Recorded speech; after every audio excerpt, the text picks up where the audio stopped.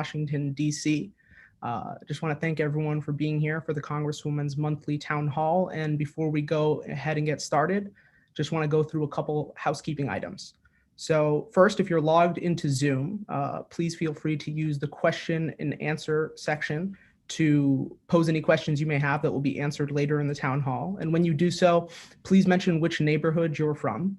Alternatively, if you're not on Zoom, or otherwise, you can email your questions to aoc.townhall@mail.house.gov or call 718-662-5970. Our staff is going to be available to support with any technical difficulties that you may have. Our team members will also be monitoring the inbox and phone.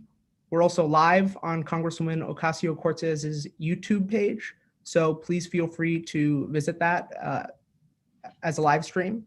And CART open captions are being provided by All Hands in Motion. If you click the link in the chat, it will take you to a website where you can view the transcription.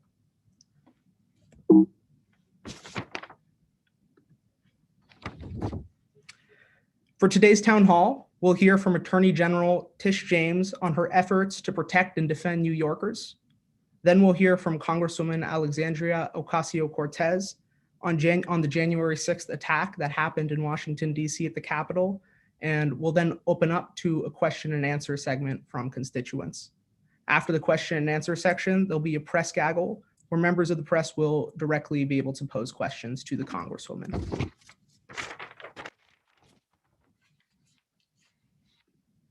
And with that, I will hand it over to the Congresswoman to share the Spanish language accessibility instructions, followed by an introduction of the Attorney General.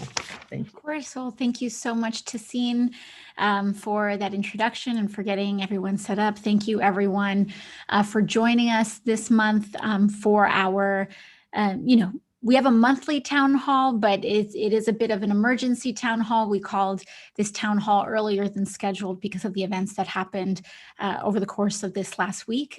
But before I start, si estás con nosotros y y necesitas traducción en español y también estás aquí en Zoom, haga clic en el botón de lenguajes en la parte inferior de la pantalla y seleccione español para acceder el audio en español. So if you or anyone you know needs Spanish translation and you're in that Zoom, just click that interpretation or that languages button down at the bottom. También puede someter su pregunta escrita en español por medio del chat. Y si está llamando por teléfono y le gustaría hacer una pregunta, por favor, envíe un mensaje de correo electrónico a aoc.townhall@mail.house.gov, dirección que está ahí en la pantalla, o llama al 718-662-5970. So thank you, everyone, once again. And before we dive in, to the town hall, we have State Attorney General Tish James with us today to really talk about some really remarkable developments that have been coming out of her office, and I'm thrilled that she's joining us to address our community. So without further ado, our Attorney General, Letitia James. Thank you so much, Congressmember. It's an honor and a privilege to be here with you. And thank you for all that you are doing in Washington, D.C., and I pray for your safety. If you would allow me, I'd just like to talk a little bit about what my office has been engaged in the past few months and years. For the past 2 years since we have been in office, we have taken countless legal actions to fight back against the Trump administration, against his dangerous and unlawful attempts to harm New Yorkers, and particularly against those individuals, undocumented immigrants who he harbors this racial animus towards.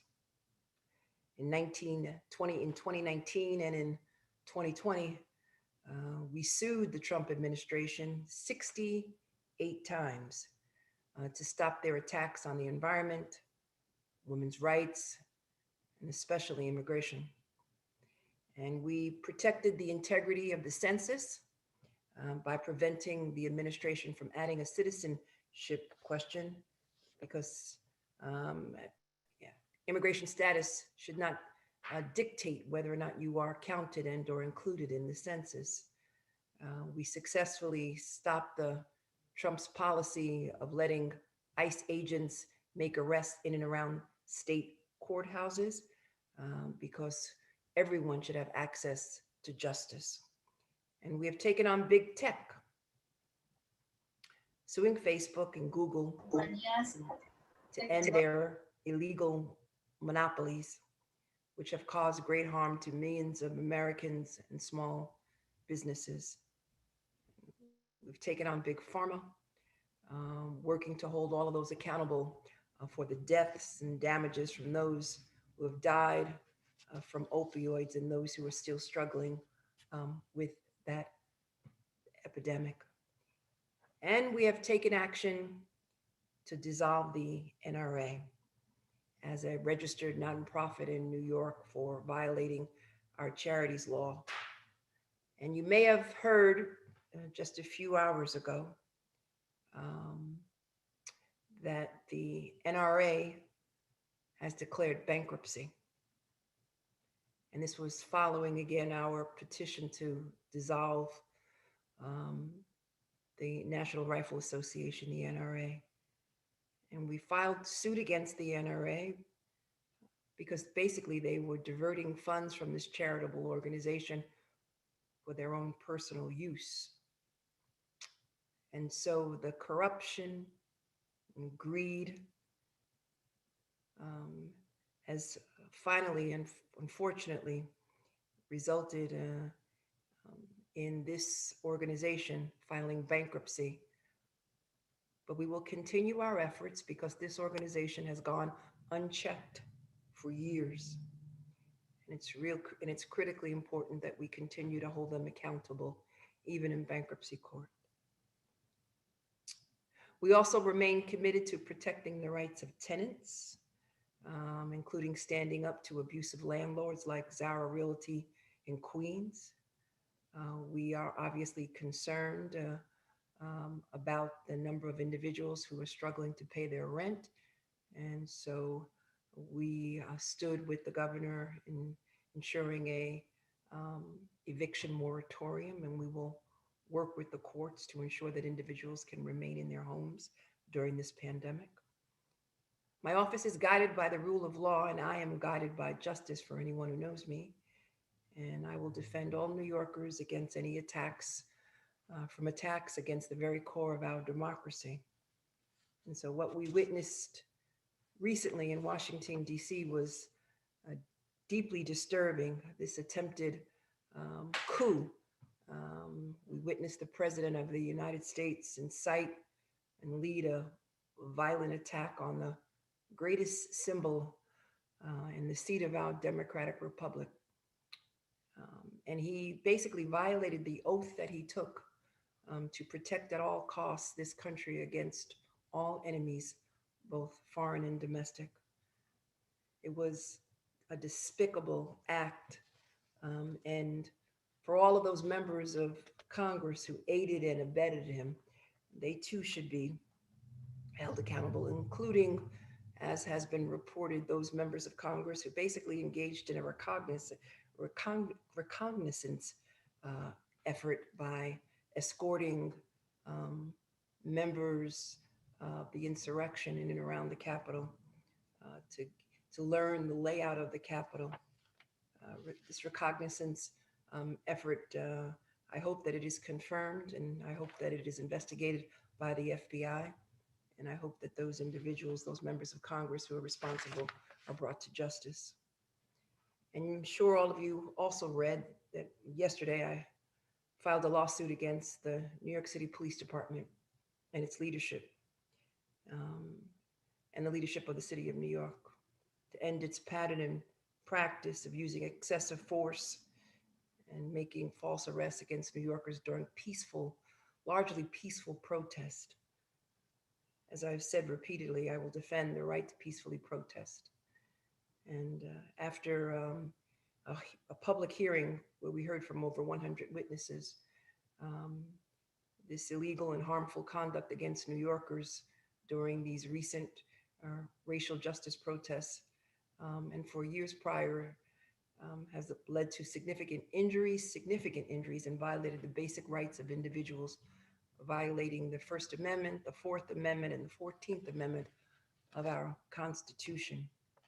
And so in our lawsuit, we allege over 155 incidents of excessive use of force, such as striking protesters, unlawfully deploying pepper spray, illegally detaining individuals, detaining individuals who were exempt from the curfew, essential workers, in violation of the mayor's executive order. And I'm sure, and I know that many of you were protesters, and I'm sure some of you have experienced and or witnessed their brutality. And so some of you may have submitted testimony to my office. We received over 300 written testimonies, and we received over 1,300 complaints to our office.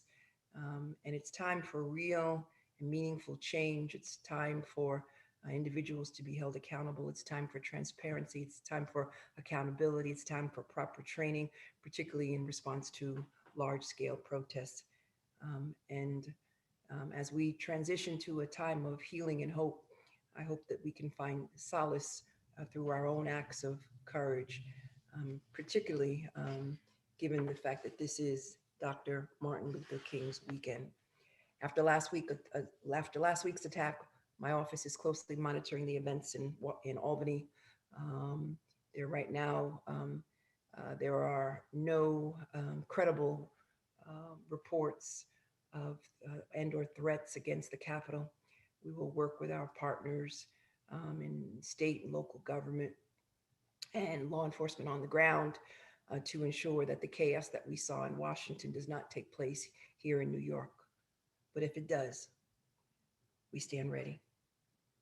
And we will not hesitate to take legal action against those who would violate the law and who seek to terrorize or harm legislators and or law enforcement and or members of the Capitol. And, we count down the days of someone who unfortunately has continued to spread conspiracy theories and who continue to challenge our election. We count down the days so that we can bring healing to our country. 5 more nights, 114 more hours, 6,810 minutes and counting until we have a peaceful transition of power and flip on to a new chapter in our history and continue to move forward and in progress in our country, in our nation, and in our state. So I want to thank the Congressmember for all that she has done. As the Chief Law Enforcement Agent of New York State, you can assure that I will continue to take action because no one is above the law. And I will continue to use the law both as a sword and as a shield. Wonderful. Well, thank you so much, Attorney General, and thank you for taking the time to speak to our community. And I know that, and I know our community knows that and feels the impact of your work, whether it's the NRA or whether it's, making sure that we're holding all people accountable, from the most power, including the most powerful people, which I think is what really inspires faith in rule of law, when all people are treated and considered equally. And that is our aspiration. And your office certainly fulfills that in so many ways. So thank you so much for taking the time to join us. And thank you it's so just much. an honor to have you. And let us be reminded of that again during this weekend, Dr. King's birthday. Absolutely. Thank you. And once again, thank you everybody for taking the time to join in our town hall today. And as I said at the top of the call, we really wanted to talk a little bit about what happened this week, and I can give you as well some additional information around some other things that we've been working on. But you know, as all of us know, there was a horrific attack in our nation's capital, on our nation's capital, and frankly, by extension, an attack on our nation. There were hundreds of members of Congress present, and we should say in no uncertain terms that the goal of this insurrection was to overthrow and have a coup against the United States government. U.S. prosecutors stated just earlier today, or I believe it was earlier today or last night, that the intent of, and that the determined intent was to capture and potentially assassinate members of Congress in order to prevent our electoral college and our votes from being counted. There's no way of sugarcoating that. And frankly, there are quite a lot of people responsible, including those who amplified known lies about our election in order to undermine United States democracy and frankly, you know, feed that lie in order to preserve power. And that's really at the core, the seriousness of what happened last week. Everyone who was in that building was in danger. And I can tell you that there were children in the Capitol complex. There, you know, it wasn't just members of Congress. There were staffers in the Capitol complex. There were food service workers. There were custodial workers on the Capitol complex. And every single person's life was in danger when those events occurred. And I've been thinking a lot this week, and I've been thinking a lot when I think about these members that voted to overturn our elections. And I've been thinking a lot about those members who supported this coup, which should be stated in no uncertain terms was fueled by white supremacist organizations and individuals. And when I think about this, I think about our duty as members of Congress, which means our responsibility and my duties to you, all of our duties to all of our constituents. And I think one of the reasons why this strikes as such a betrayal is because we may win elections to get to Congress, but once we assume that seat and once we take our oath of office, our duty is not just to the people who voted for us. And our responsibility is not just to those that we are in political agreement with. But once we take our oath, our duty is to every single person who we are responsible for, every single human being in New York's 14th Congressional District, in my case. And my duty is also to swear to uphold the Constitution of the United States. However flawed it may even be. For example, you know, my views on the Electoral College are known, but that would never mean, because I swore an oath to the Constitution, if I seek to change it, then I seek to do so through the mechanisms in our Constitution, but not to overthrow our government for partisan opinion. And what we saw last week was not just a violent coup attempt, But we also saw a dereliction of duty and a betrayal of our country and a betrayal of the oath that we swear. And that is why I have demanded the resignations of Senators Ted Cruz, Senators Josh Hawley, Republican minority leader in the House, Kevin McCarthy,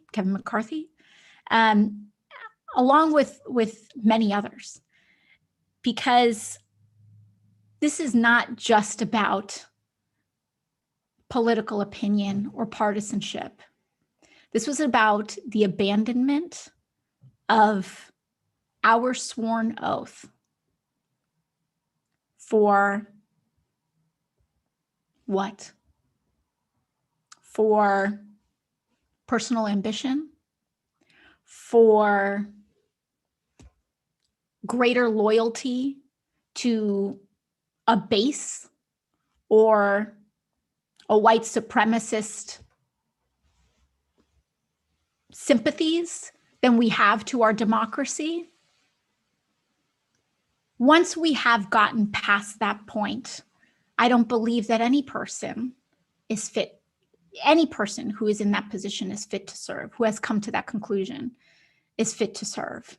And I think it's important to say that. And, I want you all to know that the moment that any one of your representatives, myself included, any one of us tries to abandon our oath of office, I would hope that you all, as our electorate, make the changes that are necessary in order to preserve our country. Because when we talk about accountability, as the Attorney General said, there are mechanisms with law enforcement and rule of law, but in our democracy, ultimate accountability lies with our voters, with the people who send us here and our communities. And I think it is quite heartbreaking that we have gotten to this point where some members who were brand new, who just swore their oath of office 3 days prior to that attack, they swore their oath of office and 3 days later abandoned it. It's pathetic, really, but it's also quite sad. And so I say that because we have to say it right now in this moment. And we have to remind ourselves of the truth. And the truth is that we have sworn an oath to protect the Constitution and to protect every single constituent, every single human being that resides in our congressional districts. That's who we are responsible to. And the moment that any one of us, abandons that oath and actively endangers members of our own community, we might as well hang up our pins and go home. And so all of that is to say that there are some actions that have been taken since the insurrection on the 6th. And several of those actions are the following. On Tuesday, Congress reconvened and passed a resolution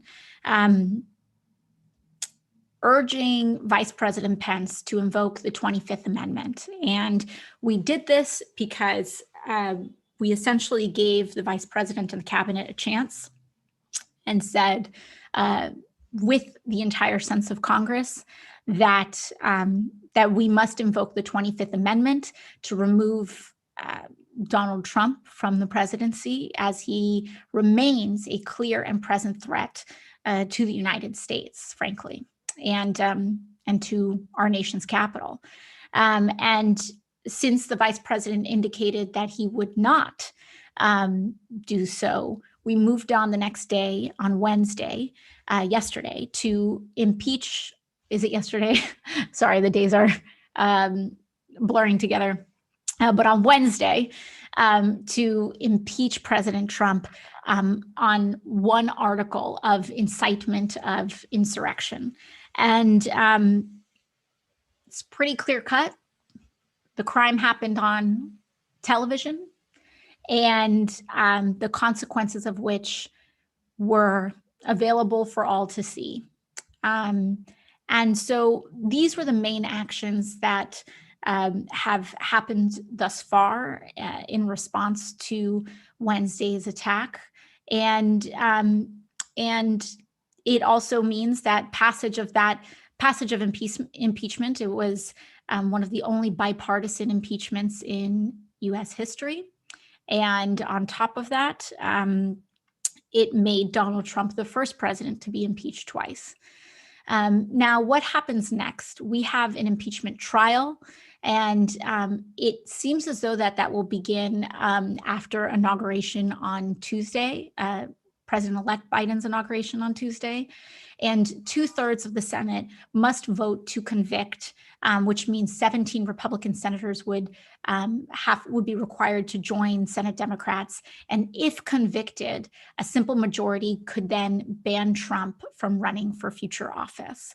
And that is one reason why impeachment remains important, because since Donald Trump was only elected to the presidency once, that means that he would potentially be eligible to run again.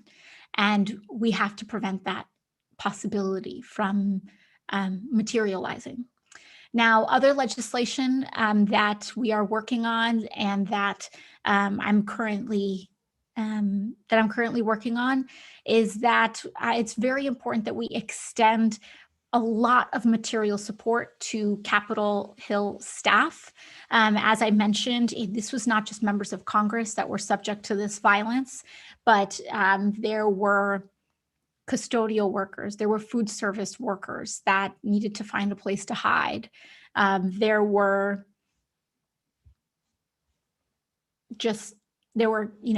staffers in member offices, and we need to make sure that the proper counseling resources and many, many more resources are available to every person that was on the Hill. Now, one of the issues that we are running into is that there are quite a few contract workers and food service workers that are on the Hill, and we have to make sure that these resources are available to everybody, not just if you are formally employed by the U.S. House of Representatives, but also if you were working in your capacity as a food service worker, perhaps by contract, that those resources should be available to workers as well.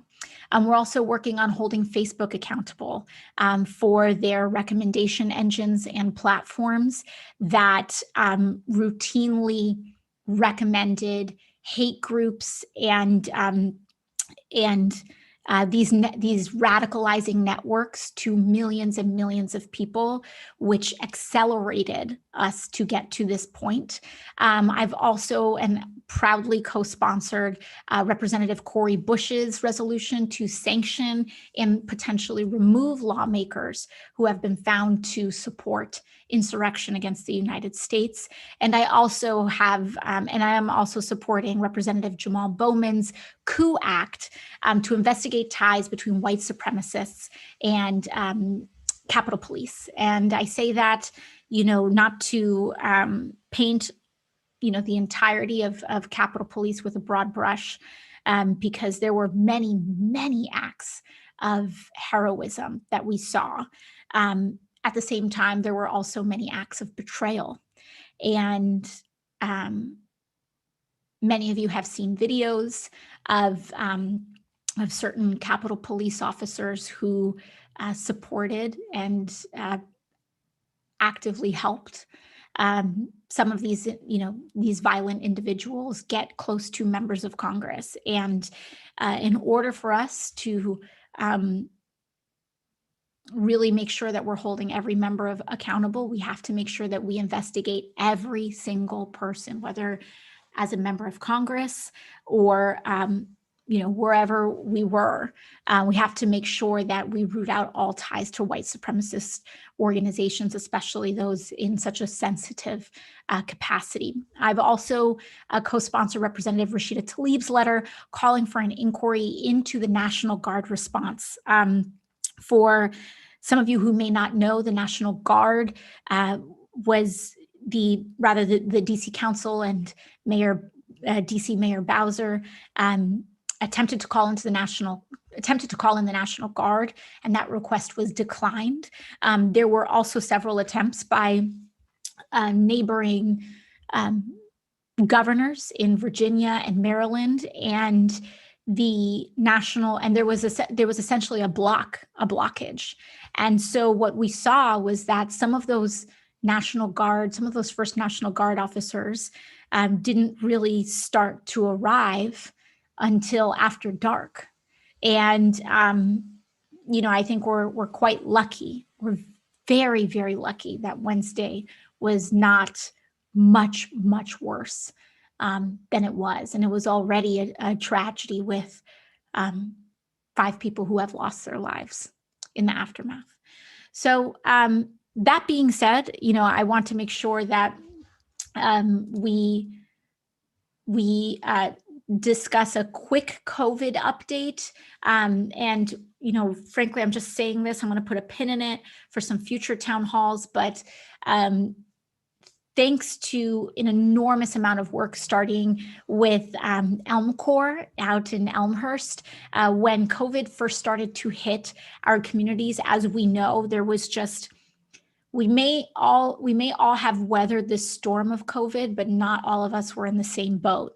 And by that, I mean, there was an absolutely tremendous impact that was unequal impact on us, on communities of color, on working class communities, on the poor, etc. And one of the first areas that we saw when COVID hit our district first, and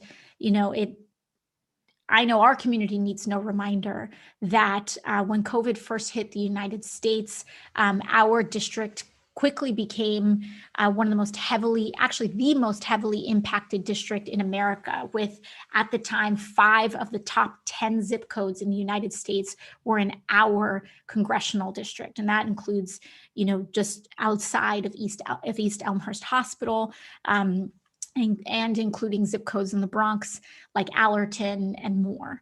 And so we knew very early, before, I think, a lot of other people in the country, we knew how devastating and unequal the impact and the ravages of COVID-19 was. And so very quickly, we had community advocates from Elmcor and other parts of the district speak up and say that funeral expenses were going to be an enormous exacerbator of inequality, right? And we know that COVID is much more likely to impact and kill Black Americans, Latino New Yorkers and Americans, and low-income people.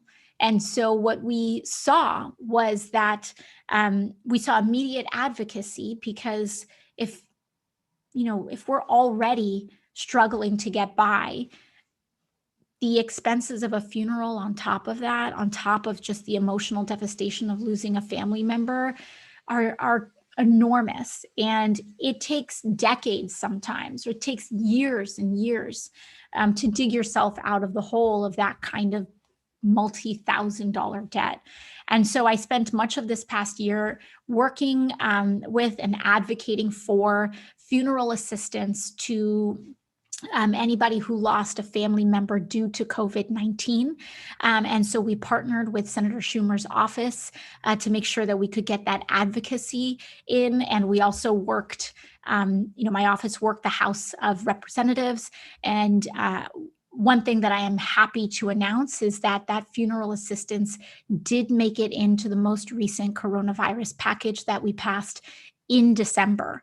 Now, what does that mean for you? It means that we are going to be using FEMA as a mechanism to help refund funeral expenses that you or your family may have incurred putting a loved one to rest due to the COVID-19 pandemic.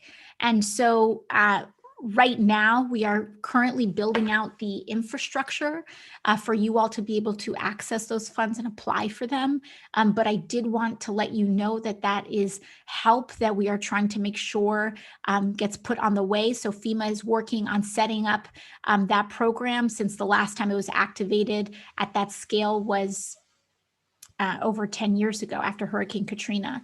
And so these federal funds are not available today, but I wanted to inform you all that they will be available to put it on your radar. And then the moment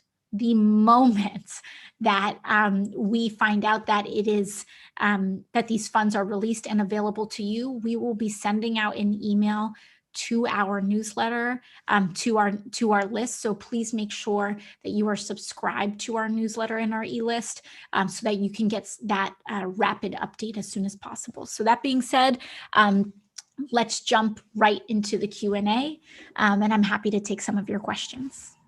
Thank you, Congresswoman, for those powerful remarks and the attack that occurred on the Capitol last week, and for the update on the funeral assistance. We're going to go ahead and jump into the question and answer segment of the town hall. Just a reminder to everyone, you can ask questions in Zoom in the question and answer tab below, and you can also ask questions in Spanish. And after the question and answer segment, we will move on to a press gaggle. So I have the first question right here. The first question is from Suzanne McGillicuddy from Pelham Bay, and she asked, how can we communicate with the many people who believe in conspiracy theories, but who weren't a part of the attack? How can we help them to understand the truth that there was no election fraud and that Trump misled them? Yeah. Well, I think some of the questions, and I see as well some of the questions coming in the Q&A on Zoom, are very difficult. They're very, very hard questions for us to answer. And there are a lot of questions I see here in the chat that are variants of this. How do we talk to some of these folks that have been radicalized by Trump's base? What do we do about this, et cetera, in the future? And I think that we're going to be hearing a lot from a lot of experts in the best ways to de-radicalize people. But one thing that there are a couple of things that I will say about this. One is that I think our community recognizes, and I see here in the chat that, the language that you all are using, you all understand very clearly that this is not a problem that's going to go away January 20th. This doesn't go away with an inauguration. It doesn't go away the day after an inauguration. And there are people who are radicalized right now, and it is going to take a very long time. And it's going to take a long time and a lot of effort to de-radicalize those people. Now, that is not to say that all hope is lost. Over the last 2 years, I've had the great privilege of serving as Jamie Raskin's vice chair on the subcommittee for civil rights on the oversight committee. And, and for those of you who don't know, Representative Raskin, not only is he a very close and treasured friend, but, I think he's a hero in our democracy. And he recently lost tragically his son. And now he is stepping up to help lead the impeachment trial in the Senate. He's a constitutional scholar. But above and beyond that, he's just a great man of a great heart and tremendous compassion. And he is extraordinarily principled. And so as his vice chair on the Oversight Subcommittee for Civil Rights, we have held many hearings on the growing white supremacist threat and the domestic terror threat in the United States. Over the last 2 years, we've been holding hearings about this. Some of you have already seen some of the clips where we talked about how the FBI investigates white supremacist terror and crimes of white supremacist terror. And in one of those hearings, we had an expert witness testify who used to be a part of a neo-Nazi organization. And he found his way out. And he testified about some of the de-radicalization techniques that are used. In fact, we had a program addressing white supremacists that we had programs, federal programs, that went towards funding organizations like these that de-radicalized people. And President Trump pulled the plug on federal funding for some of these programs. And so one thing that we know is that we have to get that funding right back up, and we probably need to double, triple, quadruple, or increase funding for these de-radicalization programs en masse. But, beyond that, there are tools that you can use if you have family members, if you have lost family members to this. But I think it just takes a real understanding that there is no de-radicalizing anybody in one conversation. It did not take one conversation to convince people that, to convince people of the conspiracy theory that the election was stolen. It took echoes. It took people hammering this. It took the president saying over and over and over again. It took his echo chamber saying over and over and over again. It took this completely unaccountable kind of, misinformation bubble around him, hammering it over and over and over again. And that is how people get radicalized. And it takes a lot of that repeated effort to get people back out. And so, we will hear a lot more from experts, and I encourage you to research some of these experts and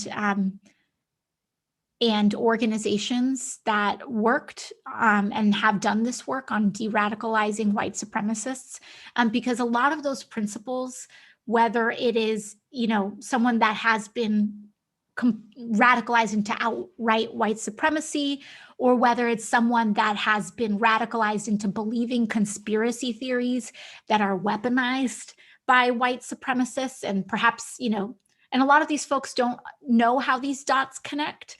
But I do believe that there are many principles of de-radicalization that can be adhered to. But one principle that this expert witness discussed really was saying how important proximity is. And so it's really, really hard once someone has gotten to the extent that they have cut off communication with their friends and their family. But there are so many people that are kind of on that spectrum. Perhaps they aren't there yet, and you can still reach them with a conversation. And so I highly recommend doing some of that research. I'm happy to perhaps do some follow-up and pull some of these expert witnesses and these organizations if there's interest in our constituents getting some of those materials. We're happy to pull and perhaps send some helpful links however possible. But this is a long road. And sadly, what Trump has created doesn't dissolve overnight. But I just, I am just of the completely strong and abiding belief that the white supremacist cause is futile. It is nihilist, and it will never be realized. The path forward for all of us is a multiracial democracy that fights for the economic and civil rights of every American. And the enemy to that is white supremacy. Clearly, clearly we see what the reactions to that are. And so, I think that, again, and it's not to say, I think what's important is that there's this spectrum of radicalization. There's people who are sympathetic. There are people who have been convinced of conspiracy theories. There are people who are explicit, there with Proud Boys and Oath Keepers and neo-Nazi organizations, but healing is possible. And I think when a lot of these individuals really encounter the reckoning that their world will never exist, I think that is why we are seeing violence right now. But also, we're going to have to pick up those pieces, and there's going to be a lot of people there and available to do that. But every single one of us is going to help and have to help pick up those pieces. As they say, many hands make light work. And this is work that is going to take many, many, many millions of hands. Tassine? So your next question is from William Cabeza Castillo from Jackson Heights. And his question is, in light of the Capitol attack and Congress being inundated with impeachment trials at the start of the Biden administration, what priority will you and your colleagues place on passing immigration reform for DACA recipients such as myself? I've been waiting my whole life to become a citizen, and I've been unable to because of current immigration laws. I cannot join the military or become a police officer. Will you place a priority in passing bills such as the DREAM Act? My fear is that Congress will be consumed with the impeachment trials and other legislative priorities and leave immigration reform to the side, just like the Obama administration did during his presidency. Mm-hmm. Well, thank you so much. Tassine, what was the first name of? William. William? Yeah. All right. Well, thank you so much, William, for your question. I can promise you, I can absolutely promise you, as the representative for New York's 14th congressional district, a district that is proudly immigrant, proudly multiracial, proudly working class, that we are not leaving our immigrant community behind. And I will not accept negotiations that carve out our immigrant community. As many of you all know, our immigrant community, huge portions of our immigrant community were locked out of the first stimulus check. And we fought tooth and nail. And in the HEROES Act, which was the Democratic precedent and template for second stimulus checks and stimulus checks moving forward, that we would not lock out ITIN payers and mixed status families. And we had to fight with Democrats within our own party to make sure that tax-paying immigrants were eligible to receive stimulus checks. And so we were able to take one step in that direction in the December COVID package, but again, we were still negotiating with the Republican Senate. Now that we will have a Democratic Senate, we want to really make sure that we push to make sure that, again, mixed status family, adult dependents, but also to push for ITIN payers. And so we're working on that. We'll push for it. And then to your question specifically about DACA and the DREAM Act, I hear you loud and clear in that critique of the Obama administration. And I remember seeing it and experiencing it in real time. and how disheartening it felt to feel like immigrant families were put on the back burner for, whether it's a political reason, legislative reason, what have you. It was really hard and it hurt. But here's the good news. The good news is that we've come a long, long way since then, thanks to the hard work of immigrant organizers and people like yourself that pull up these questions in not just my town hall, but in town halls across the country. And what that yielded was that at the beginning of this past term, this most recent term, the DREAM Act made it into, and it was called the Dream and Promise Act, made it into essentially the top priorities of the House. So a lot of people don't know this, but we will draft laws and, every bill gets a name, right? HR 15, this, that, and the other, HR 123, HR 567, HR 8, 9, 10. But the first 10, right? You may have HR 100. The Green New Deal, I believe, is HRES 109, if I'm not mistaken. But HR or House bills or resolutions 1 through 10 are actually reserved for the Speaker of the House. And they are often denoted as the top 10 priorities of that Congress. And if I'm not mistaken, I believe that the DREAM Act made it into that HR 1 through 10. I can double check. I can make sure that our ledge team checks that. But if it's not HR 1 through 10, it could be a very top priority.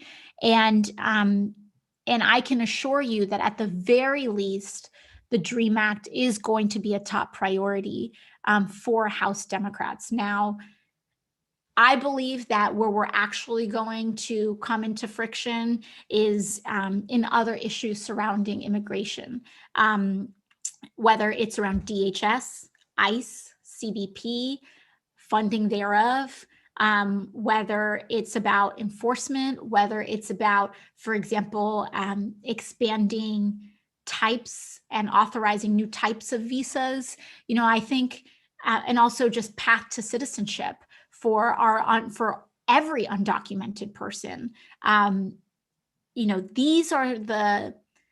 These are going to be, I think, the frontiers and perhaps the areas of friction that we run into, but I do not believe that the DREAM Act will be one of those areas of friction. I believe that the Democratic Party has realized the mistake of not passing the DREAM Act and not being able to pass the DREAM Act earlier. And I do believe that they now are making it a priority. And I can assure you that the Congressional Hispanic Caucus is fully behind ensuring that that is a priority as well. Your next question here is from Jacqueline Steele from Sunnyside. And she is asking, how do you suggest we appropriately respond to violent insurrectionists when white supremacists without further harming Black and Brown communities? We must see justice and hold these people accountable, but I do not support an increase in policing or anti-terrorism laws. Mm-hmm. The racism displayed on January 6th only highlights how urgent the movement for radical justice is, and this includes divesting from law enforcement as an institution. Well, and what was the first name of? Jacqueline. Jacqueline. Okay. So thank you, Jacqueline, for your question. And I am in agreement that the response and the proper response to Wednesday is not increased resources for our, carceral system. And I do not believe that the answer is an increase in domestic terror or surveillance laws. And I say that, again, as a person who helped oversee domestic terror investigations. And the reason why I believe that is for two reasons. One is that the violent insurrection on Wednesday was not about us not having the resources to pursue these individuals. It was not about us not having the intelligence. And it was not about us not having the laws on the books to potentially find accountability for these people. I would argue there were absolutely laws on the books. We 100% had the intelligence. The intelligence was on Twitter. There were journalists that knew that this was going to happen. And I myself, many members of Congress knew that this was going to happen. And so we had the intelligence. We have billions and billions of dollars that we allocate to defense, intelligence, policing, etc. This was not because we didn't have the resources. This was not because we didn't have the intelligence. And this was not because we didn't have the laws. We had all of those things, and yet we didn't use the resources. We didn't act on the intelligence, or rather persons responsible didn't use the resources available. Individuals did not act on the intelligence that was widely available. And there's open question on how the law was pursued and how these investigations were pursued prior to Wednesday's events. And so I don't believe that adding more to the things that we already had more than enough of before Wednesday will solve the problem. And so I'm in agreement of that. And so then the question is, what do we do? I think a lot of what we do is similar to what we've been talking about, is that there are ecosystems of support and community that are available to help us solve this problem. De-radicalizing people from white supremacist groups, organizations, or just the general radicalization funnel overall. These are problems that have actual solutions, that have been studied, that have been pursued. We know how to get people. We know how to dissolve white supremacist organizations in the United States. We know how to do that, but President Trump defunded those programs. And it's unsurprising that too is associated and correlated with an explosion of these groups, in addition to many other contributing factors. The other thing as well is that, and so that's, one answer right there off the top of our head. The other as well is that I believe that this is directly connected to the complete lack of accountability that monopolies like Facebook have to democracy. And when Donald Trump was in charge, when we had Republicans in charge of the Senate, and when we had Trump in charge of the presidency, Mark Zuckerberg was more than happy, and even leading up to this, to have dinner parties with white supremacist sympathizers. And that and as we know, this is congressional record. You can pull up my questioning of Mark Zuckerberg and replay it. And I actually think it's important.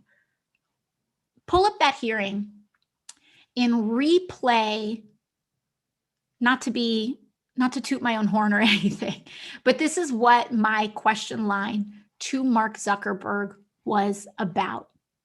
It was specifically about disinformation related to the election and whether he was going to address it, and the link between that disinformation and white supremacist ties at the very top of Facebook with their links to how they determine their fact checking.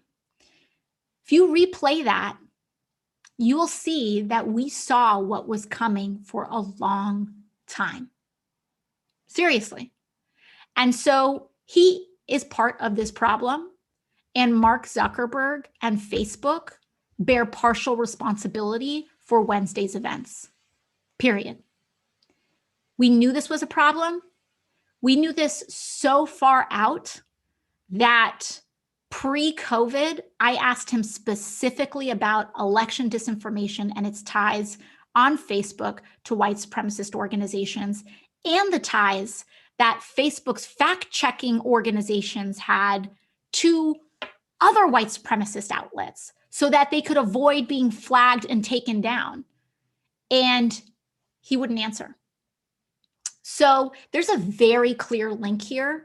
And you know, they're currently doing as much damage control as possible, but they knew. Not only did they know, but they allowed it. And from what we're seeing in internal leaks from Facebook staff and employees, they specifically treated this type of radicalization differently, AKA with kid gloves, and that they overrode many of Facebook's own internal people trying to say this is wrong. And so I think that there needs, so, you know, when we talk about de-radicalization, we're going to have to talk about digital platforms. We're going to have to talk about the actual organizing and programs that are now going to have to be refunded. But I am in complete agreement that the answer is not more resources for our already incredibly resourced, you know, system. Nor is it in new domestic terror laws, which are often wielded, as you mentioned, disproportionately on Black and Brown organizers and activists, and nor is it in the continued and furthered violation of all of our civil rights with an increased surveillance state. I don't believe that any of those things are the answer, but I do believe that there are answers available to us. So we have our last question here before closing remarks and then the press gaggle. The question is from John Gordon from Jackson Heights. John says, I'm an 8th grade social studies teacher at IS 145 in Jackson Heights. My students want to know how you and your staff are doing. They want to know what will happen to the rioters and those that tried to overthrow the government. They also want to know if you think the rioters would have been treated differently if they were people of color. And that's a John. PS, pardon? You're asking the school, sorry. Yeah. IS 145. IS 145. So thank you. I would say John, but I feel like, what is John's last name if he provided it? It is Gordon. Okay, thank you, Mr. Gordon. I so appreciate you and your students for checking in. I'm doing okay. And my staff is doing all right. You know, I want to say publicly, I had one staffer with me that day, because as many of you all may know, we are still operating at a maximum telework capacity due to COVID, due to COVID considerations. And so I had one staffer with me, and we call him G. I don't know if you would want me to say his full name, but his name is Gerardo, or we call him G for short. And G has the day off today, so he may not see this, but maybe it's recorded. Maybe you'll see it later. But I want you all to know that, and I want just everyone to know that Gerardo acted with enormous bravery on Wednesday. And his actions were heroic and courageous, and they were representative of the actions and the heroism and the courage of our congressional staff here that serves our district legislatively in Washington and here in our community in DC. And it was representative of their heroism too. And so I would say we'd have to ask everybody individually, but I think I'm doing okay. G's got the day off. He can take as many days off as he wants, as far as I'm concerned. And that goes for, incredible congressional staff, whether they were there in person or whether they were there up late working overtime to support and make sure that we had the resources and the communications available that day and in the aftermath. We are really, really, really lucky in our congressional district to have the individual staffing our congressional office that we have. Because you all elected me, but in some ways I feel like they picked us to support us. And we couldn't be luckier to have them. And I really, really mean that. And so as far as your students' other questions, will they be held accountable? Yes. Every single insurrectionist that we find, whether they are a person who violently stormed the Capitol or whether if they are discovered to be a member of Congress, will be held accountable. Absolutely.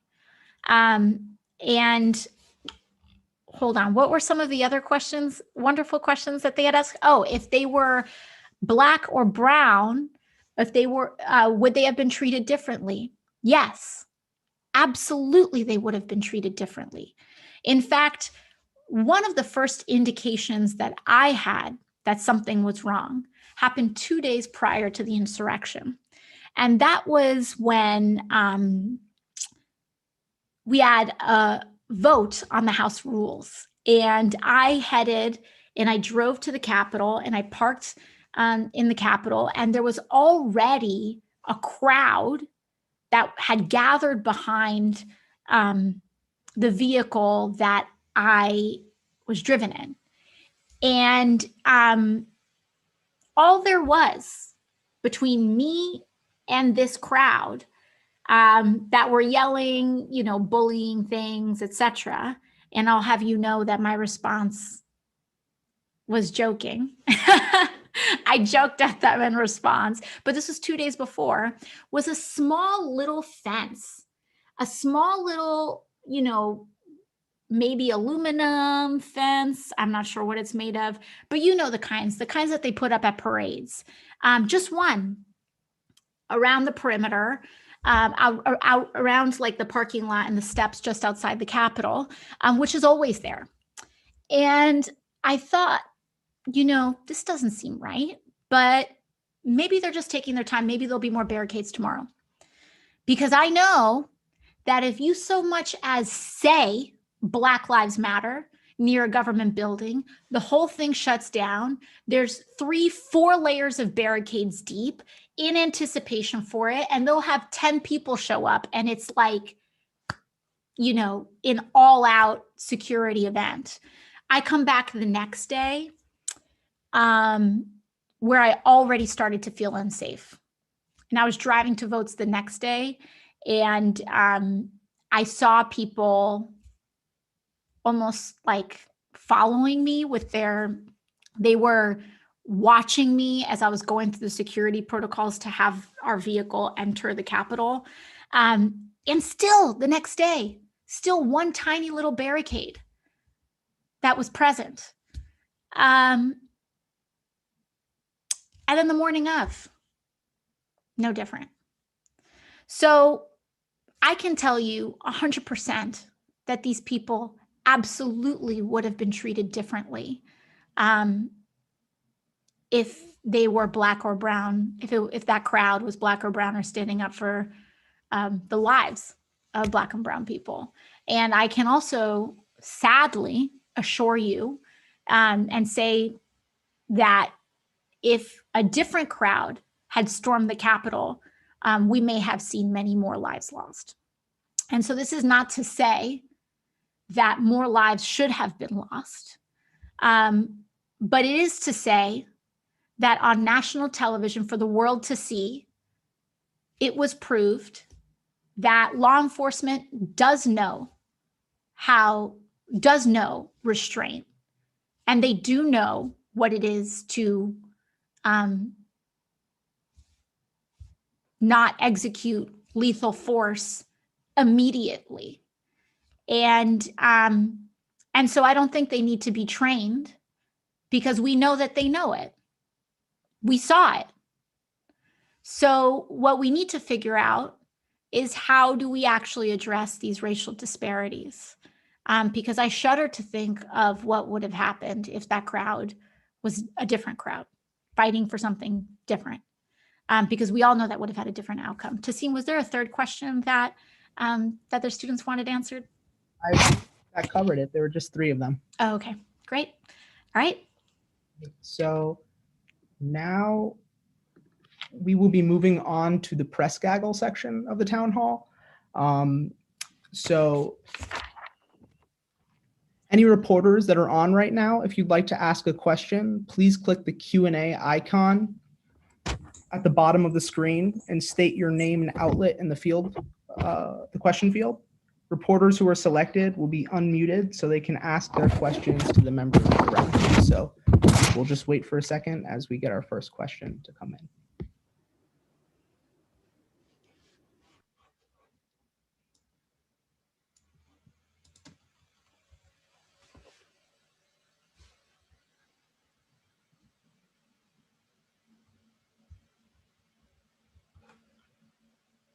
All right. Tassine, I think we've got a couple. Maybe we can start with, oh, sorry, I'll let you run this. Waiting for response. Yeah, we've got a couple. Do you see it? They're in the bottom. Yep. Okay, great. Okay. Our first question is from Benjamin Fang, Queen's Ledger.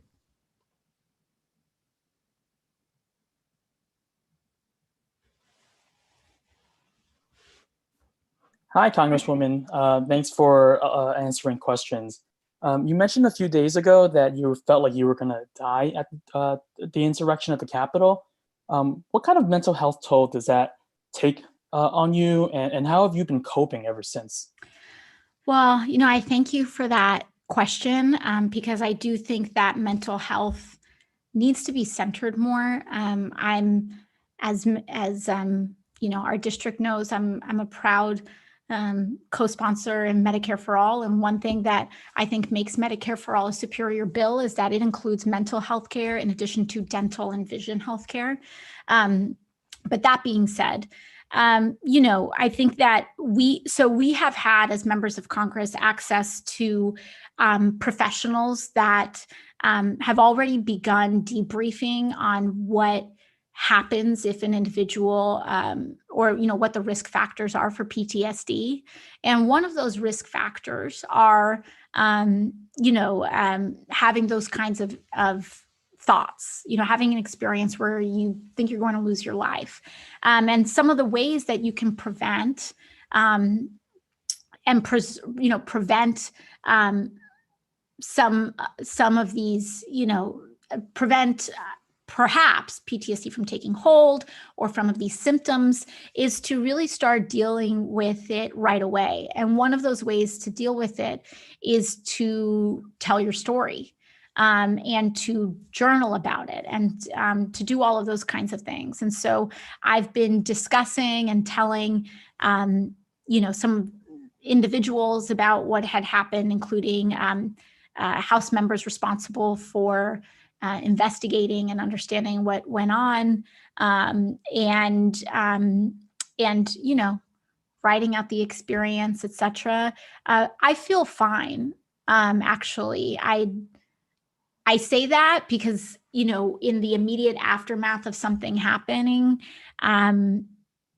it's kind of day by day, but I feel very thankfully okay. And I was raised in a family where we grew up, and especially, my parents and my grandparents, etc., grew up in a great deal of poverty and around other sorts of traumatizing situations, and domestic violence, etc. And one way that we learned in our family is, to use humor in helping you process events. And so I feel okay, but I think that it's important for us as leaders to model to other people that it is okay to check in with someone if for any reason you feel like you might. And you don't have to go through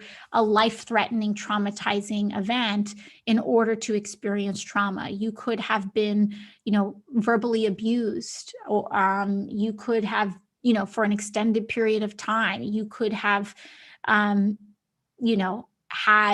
certain traumas in your childhood, et cetera, et cetera. And so mental health care is healthcare. You should go in for checkups the way you go in for physical checkups at the doctor. But, thankfully, I feel okay. And I've just been, taking the cue from my body and my mind. And so I've been taking, the days since kind of slow and doing what I can when I can. And so far, I feel okay, but thank you. The next question here is from Greg Krieg of CNN. We'll unmute you momentarily.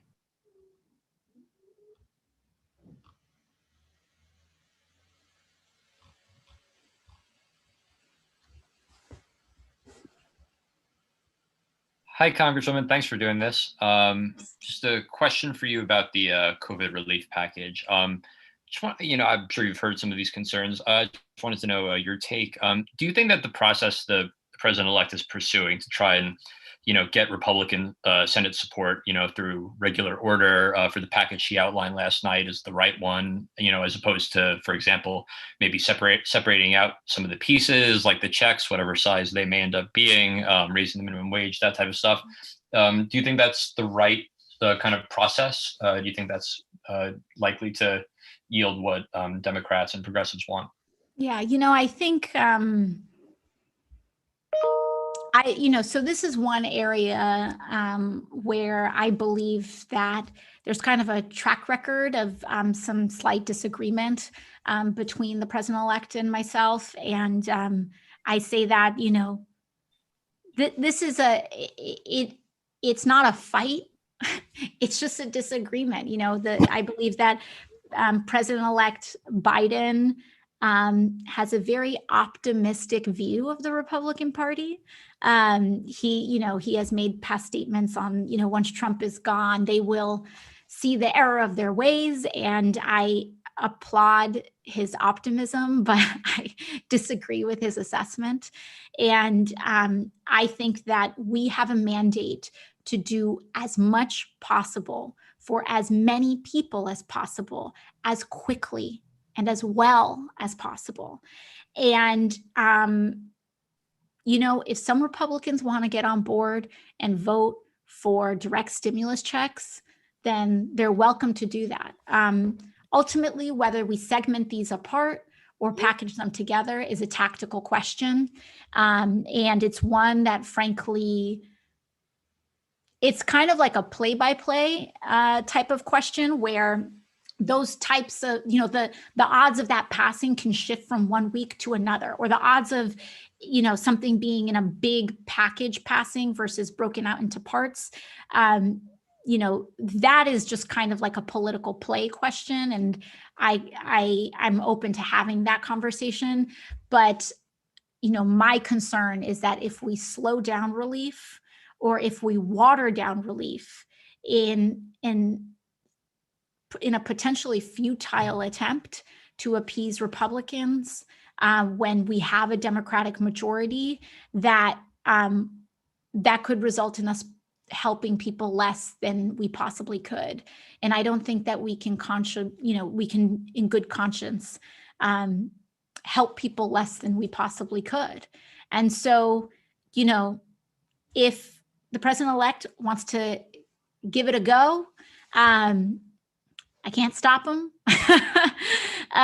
But, I'm also concerned about the time that we have. We have a very limited window in order to execute. And, so if we give it a shot and they slow down and they hedge and they minimize I don't think that's an acceptable cost. I think, people are on the brink of eviction, and we can't be slow walking or minimizing or hedging our ambitions because of Republicans, because this country elected Democrats, and it elected a Democratic majority to get them health care, to get them stimulus checks, to get them rent protection, all of which are provisions that are included in Biden's relief plan, that I'm thrilled are included in Biden's relief plan, and that we look forward to expanding and building upon.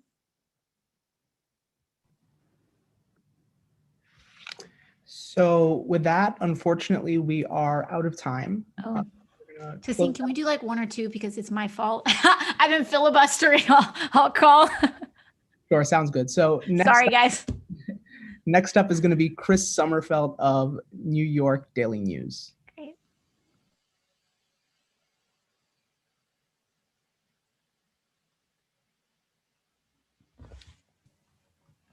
Hi, Congresswoman. Thanks for doing the call. Members this week, since the Capitol attack, have said that there was at least one Republican who gave some sort of tour to the attackers the day before the attack.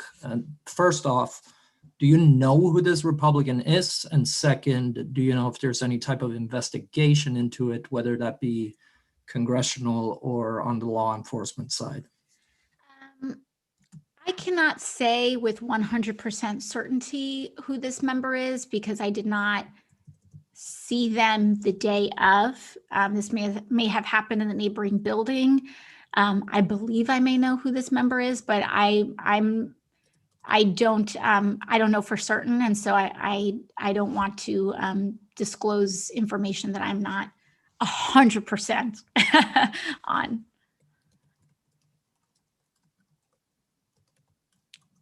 Excellent. Oh, and sorry, and there was a second part to that question, which was investigations, or will there be accountability there? I do believe that any members of Congress, I believe there was an announcement earlier today, or a story, I believe in Politico, that lawmakers, any lawmaker that has connection or aided any of these violent insurrectionists will be held legally accountable as well. And so I do believe that there will be investigations. I would not be surprised if they were both congressional and on in the law enforcement space.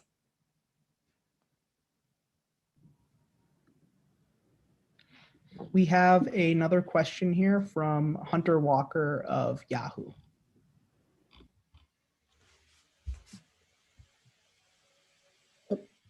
Hello. Hi. Hey, Congresswoman. Thanks so much for doing this. And also, I just hope you and the staff are doing okay after what I know was a pretty rough week for everybody. I'm curious, I know you can't share everything about your experience due to security concerns, but, are there any specific scenes or thoughts you remember that kind of crystallized the day in your mind? And also, I know that there was some work on articles of impeachment being done within the secure locations. Were you part of that? And kind of when did you start thinking, that the president himself had to be held accountable in that way? Thanks very much. Well, I think that there was discussions. We knew that we were on a very dangerous slope when the news broke just a day or two before about the president trying to, the leaked audio of the president calling the Georgia Secretary of State, I believe, and trying to alter the vote tallies. And so we already knew, once he was at that level, that we were in a very dangerous zone. And for people talking about, a peaceful transition of power, that hope is over now. It evaporated with the 5 lives that we lost.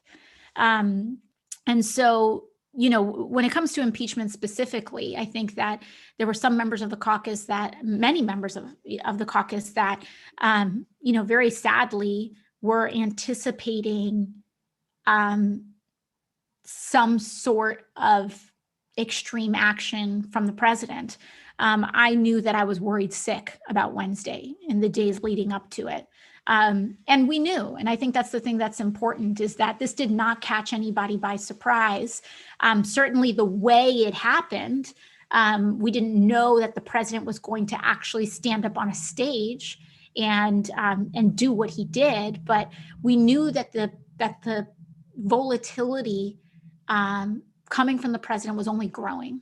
And so as I kind of mentioned earlier, that the secure location, I did not go to the secure location because I feared other members of Congress that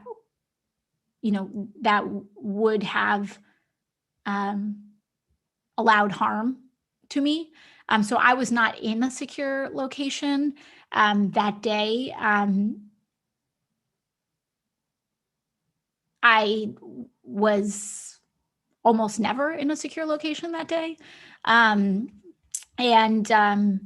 But yeah, I think with respect to working on articles, I was in active communication with Representative Omar on the articles that she was drafting, and I have since been in communication with Representatives Raskin, Cicilline, etc., in their drafting of it. And as far as some of those thoughts of that day, I think that one of the scariest parts is just, as we've seen in the videos that have come out, etc., is just the lack of trust in our institutions and the people that are, supposed to keep us safe. And when the National Guard didn't come right away, and when we saw what happened with some Capitol Police officers fighting to protect members right next to other Capitol Police officers that were just clearing the path for insurrectionists to attack and capture members of Congress. I think one of the most frightening things, as I had said earlier, was just not knowing who's there to help and who's there to hurt.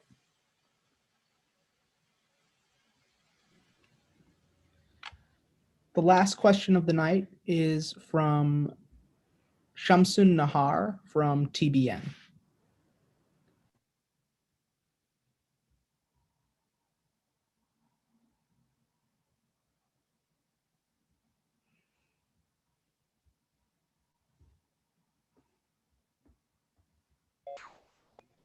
Yes, thank you so much. I'm Shamsun Nahar from TBN 24 television.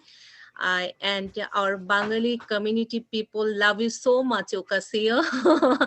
We love you too much. That's why we're concerned about your safety. Just want to hear about your feelings, emotion in that right time, because I covered this event outside the Capitol Hill. I'm going to Washington, D.C. Yes, that's why I need your feelings and emotion. Thank you so much, Shamsun Nahar. And you were talking about of the day of the attack? Yes, I was there. Oh my goodness. I'm so sorry that you were news the outside. Oh my goodness. Well, I'm so sorry that you were there and that you were, exposed to all of that. But I'm feeling okay, and I'm so thankful to our communities here, to our Bengali community, and to so many of our constituents here at home, because I think it's been the love and the support and the outpouring of that love and support in our community that has made this time so healing, to know that in the face of so much hatred and violence, that has not only not chipped away at our community, but it has made our community even stronger. And it has made our community love and come together even more. And the more and more and more they try to hate, the more and more and more our community comes together in love and solidarity and community with each other. And I'm so very thankful for that. And I am doing well. I am being fed. I'm eating. I'm drinking water and juice as everyone is asking me. And so I'm just thankful, and I'm thankful for you all too. So thank you very much.